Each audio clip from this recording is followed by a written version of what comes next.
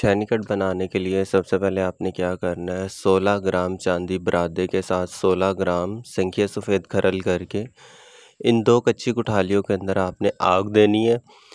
आग देने के बाद जब आप इसका वज़न करेंगे और शक्ल आप देख लें, बिल्कुल इस तरह की अंदर से बंद की तरह ये शक्ल निकलेगी। और जब आप इसका वज़न करेंगे तो 16 ग्राम से कुछ मिली वज़न कम होगा, जैसे कि 15.70 मिलीग्राम इसका वज़न आया। तो अगर 16 ग्राम से ज़्यादा वज़न आए तो आपने इसका मतलब आपका संख्या भी बीच में मौजूद है।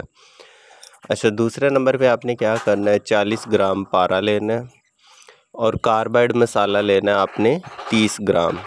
मैंने यहाँ पे छोटी छोटी डलियाँ करके इस्तेमाल की है, लेकिन आप लोगों ने छोटी डलियाँ नहीं करनी, एक ही डली को रखना है। 30 ग्राम की हो जाए, 40 ग्राम की, 50 ग्राम की डली हो जाए, कार्बाइड मसाले की कोई फ़र्क नहीं पड़ता। एक क्रूसिबल कुठाली ले लें, अगर ये नहीं है तो चीनी की प्याली ले लें जिसमें चाय पी जाती है। पारा नीचे डाल के इसके ऊपर आप लोगों ने एक डली रख देनी है कार्बाइड मसाले की। तो मैंने यहाँ पे छोटा छोटा मेरे पास कार्बाइड मसाला था, लेकिन आप लोगों को डलियाँ ही मिलेंगी। उसके बाद हमने क्या करना है, एक बर्तन के अंदर इस प्याली को, क्रूसिबल को रख लेना है ताकि प्याली वगैरह टूटे तो नुकसान ना हो। उसके बाद हमने इसके अंदर पानी डालना शुरू कर देना है। यहाँ पे मैं थोड़ा थोड़ा पानी डाल रहा हूँ, लेकिन आप लोगों ने जब एक बड़ी डली रखेंगे तो गिलास के साथ एक दफ़ा ही पानी से कुठाली को भर देना है। जब एक्शन आप देख रहे हैं कि एक्शन शुरू हो जाएगा, गुड़ गुड़ करके एक्शन शुरू हो जाएगा। जब एक्शन बिल्कुल ख़त्म हो जाए तो उसके बाद हम लोगों ने इसे गूसल देना है। गूसल किस तरीके से देना है, आपने एक प्याला ले लेना है बड़ा, या कोई और स्टील का बर्तन हो कुछ भी, उसके अंदर आप लोगों ने ये बर्तन रखना है जिसके अंदर हमने पानी डाला है, पारे को डाला हुआ है। अब हम इसके अंदर ऊपर से पानी डालेंगे, बिल्कुल ऐसे जैसे आप वीडियो में देख रहे हैं। तो जो गलाज़त है वो सारी की सारी दूसरे बर्तन में आती जाएगी। अब इस बर्तन के अंदर, छोटे बर्तन को रखने का मकसद ये है कि अगर आपका पारा बाहर गिरता भी है तो वो बर्तन से बाहर नहीं जाएगा, ज़ाया नहीं होगा। तो ये टेक्निक है। और दूसरे नंबर पे जो दरमियान में हमने बर्तन रखा है, ये थोड़ा सा बड़ा होना चाहिए प्याले से, इसकी हाइट लंबी होनी चाहिए ताकि जो पानी है वापस उस बर्तन में ना आ जाए। इसी तरह हमने किसी बर्तन के अंदर पानी भर के तो इसके ऊपर से तकरीबन 1 फुट 1.5 फुट के हाइट के ऊपर से पानी फेंकना है ताकि जो गलाज़त है वो बाहर निकलती जाएगी और पारा आपका बिल्कुल साफ़ होता जाएगा। ये टेक्निक है पारे को गुसल देने की। तो बिल्कुल आपने इसी तरीके से करना है। ये टोटल हमने 3 अमल करने हैं, यानी कि गुसल देने के बाद जो पारा आप देख रहे हैं बिल्कुल साफ़ हो गया, ऊपर से हम पानी उतारेंगे और टिश्यू पेपर से इसे खुशक करेंगे। खुशक करने के बाद हम फिर 30 से 40 ग्राम कार्बाइड मसाले की एक डली लेंगे, पारे के ऊपर रखेंगे और फिर ऊपर से पानी भर देंगे और एक्शन होना स्टार्ट हो जाएगा। फिर उसे दोबारा से गुसल देंगे, फिर उसको खुशक करेंगे और पारे को गुसल देंगे और फिर 30 से 40 ग्राम कार्बाइड मसाले की जो डली है वो हम ऊपर रख के और पानी से भर देंगे। फिर एक्शन होगा, फिर ख़त्म होगा। कुल 3 अमल हो जाएंगे, यानी टोटल 3 अमल हो जाएंगे। अब आपको अंदर काले काले ज़र्रात नज़र आ रहे हैं, ये कार्बाइड मसाले से एक मेटल निकलती है वो है। तो इसको आपने ख़त्म कर देना, कपड़े से अगर आप निचोड़ लेंगे तो ज़्यादा अच्छा है। और ये आप देख लें बिल्कुल पारा जो हमारा साफ़ सुथरा हो गया और ज़ाया भी नहीं हुआ।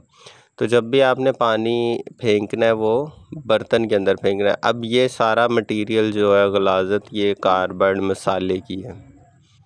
इससे पारा जो है बहुत आला किस्म का हमारा भूका हो जाएगा और ये नुकरा को फ़ौरन पकड़ लेगा।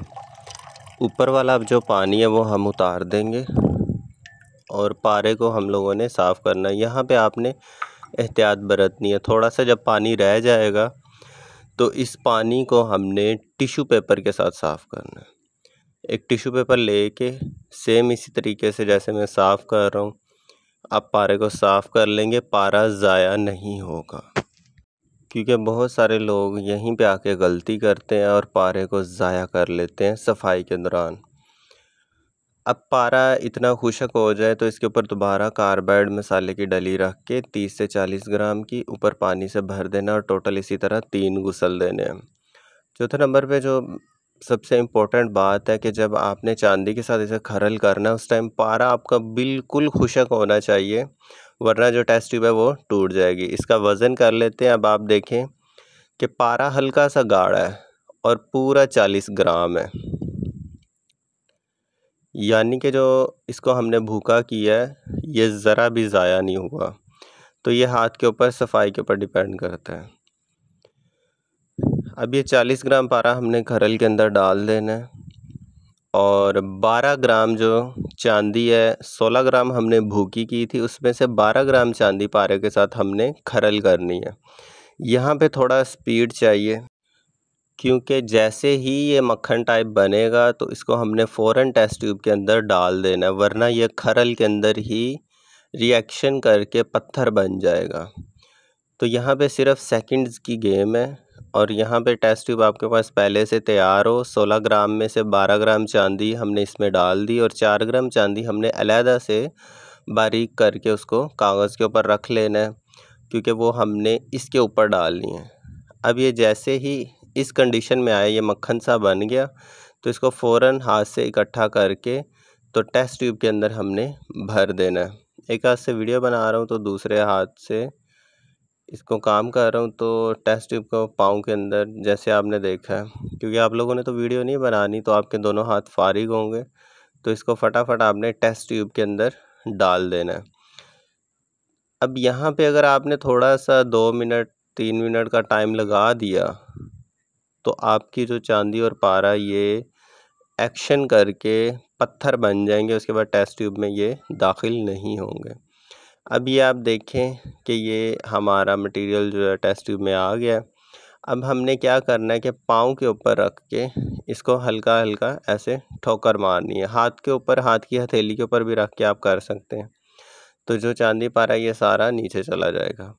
अब इसे दूसरे बर्तन में मैंने खड़ा कर दिया और ये 4 ग्राम जो चांदी है ये हमने टेस्ट ट्यूब के ऊपर भर देनी है। नीचे चांदी पारा की गिरा है, 12 ग्राम चांदी और 40 ग्राम पारा, और इसके ऊपर हमने 4 ग्राम जो चांदी है वो डाल दी।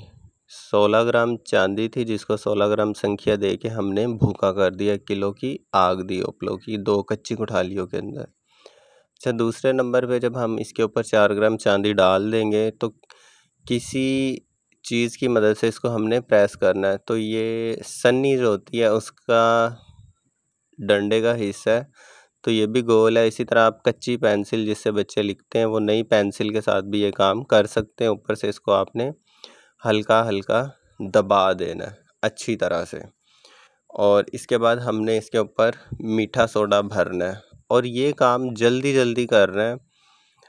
ये तो आप लोगों को मैं दिखाने के लिए थोड़ा सा टाइम ज़्यादा लगा रहा हूँ, वरना इसको आपने फ़ौरन काम करना है।